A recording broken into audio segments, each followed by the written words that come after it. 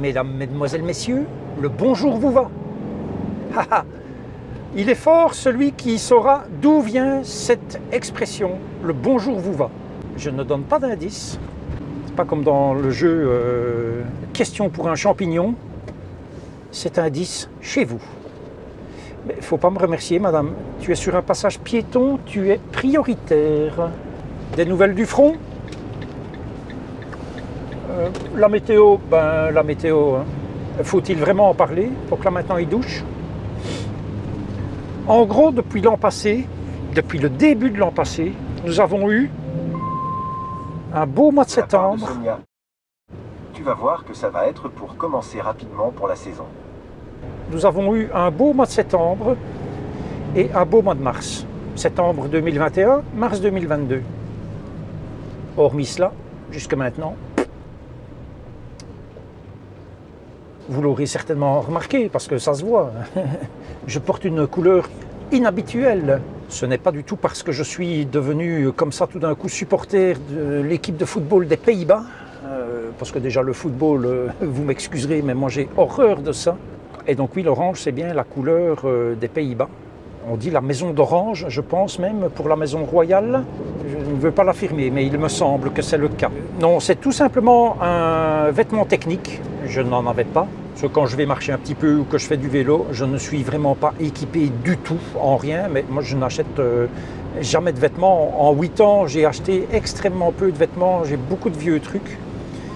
Et donc j'ai acheté ce vêtement technique qui est une couche intermédiaire, mais j'en parlerai dans une autre vidéo qui ne sera pas du tout sponsorisée, mais ça sera juste une vidéo qui parlera de cette marque de vêtements que j'ai dénichée, qui est vraiment pas mal. Pour le moment, avec la météo et le prix du carburant, la van life se transforme, il faut bien le dire, en squat life ou en dog sitting life. Les 2 jours qui viennent de passer, j'ai été chez mon fiston, squatté, et squatté dans mon van. Hein. Et là, je vais faire du dog sitting, comme tous les week-ends depuis un moment. Et je vais faire du dog sitting jusque lundi, mardi, mercredi. Je ne sais pas exactement. Qu'est-ce qu'elle fait cette belle fifi là? Oh là là, dites donc, allez, viens. Oh la belle fifi. Allez. Ah. Oh, la fifi, la grosse fifi. Oh, oui. Le dog sitting, c'est ça. Entre autres. Oh, oui. Mais c'est aussi ça. Se promener alors qu'il y a de la pluie. Et d'ailleurs, je voudrais bien qu'on m'explique pourquoi je dois sortir Maya quand il pleut, alors qu'on dit bien que c'est un temps à ne pas mettre un chien dehors. Donc si quelqu'un a une explication à cela, dites-le moi donc. C'est très bien, parce que, vu la météo, panneau solaire, c'est 0. Absolument 0. Donc, quand il fait beau, quand il y a du soleil, comme le mois passé que j'étais au petit village de Redu, si vous vous souvenez que j'ai présenté la ferme à la source, ben là il y a du soleil, donc on peut rester sur le parking à la limite autant qu'on veut, tant qu'on a de l'eau, et encore on peut même refaire le plein d'eau là, mais on a de l'électricité presque à profusion. En tout cas, je n'en ai pas manqué, ni de 220 volts, ni de 12 volts, a fortiori. Donc là, no problemo. Par contre, quand il fait le temps qu'il fait maintenant, mes enfants, voilà, on doit, à un moment donné, on doit se brancher, quoi, parce que le panneau solaire, c'est 0. C'est comme ça. On attend que le carburant n'est pas redescendu à un prix acceptable. Je ne compte pas partir.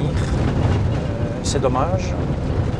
Mais c'est comme ça. Je n'ai pas énormément de travail. Là, je viens de récupérer un petit développement, mais vraiment pas grand-chose. Donc moi, je vis en gros sur mes réserves qui se maintiennent à flot parce que je fais très attention aux dépenses que je fais, quoique d'aucuns puissent en penser. Je fais très attention à mon argent et celui de la société, puisque celui de la société, s'il n'y en a pas, je ne sais pas me payer. Donc Après, j'aurai 100 000 ou 200 000 ou 300 000 abonnés. Je vivrai de sponsoring et ma foi, je voyagerai. Mais ce n'est pas le cas. Et c'est comme ça. Hein. Bon, c'est sûr qu'avoir 100 000 abonnés, ça doit être top. Ça permet peut-être moins d'interaction avec vous, le public. Mais ça doit être bien. Hein. Pouvoir vivre de cela. Et il y en a qui sont devenus riches à millions avec ça. Hein. Des grosses chaînes à 15 millions d'abonnés, comme MKBHD ou MKHBD. Marques Brownlee aux États-Unis, c'est 15 millions. Casey Neistat, Justine, pour citer ceux que je suis et que je connais. Voilà, ça, là on vit extrêmement bien. Eux, ils travaillent 2 mois, ils s'achètent une grosse bagnole.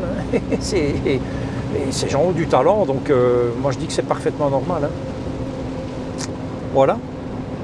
Donc rien de neuf pour le moment, si ce n'est que, si quand même une grande chose très neuve, c'est que je postule. Alors pas du tout dans mon domaine qui est l'informatique et le développement, non, dans tout à fait autre chose. Mais je ne dis rien, c'est une corde que j'ai à mon arc depuis ma jeunesse. Je n'en dis pas plus. Ici dernièrement, l'un ou l'autre client m'a demandé des offres pour des développements, des ajouts à des programmes que j'ai faits il y a quelques années. Voilà, moi ça me demande chaque fois quand même beaucoup de temps parce qu'il faut faire une étude, calculer le prix au plus juste pour ne pas truander le client mais pour ne pas se faire arnaquer non plus. Et puis on ne me répond même pas, ou on me dit oh, je vous donne des nouvelles la semaine prochaine et puis j'ai pas de nouvelles.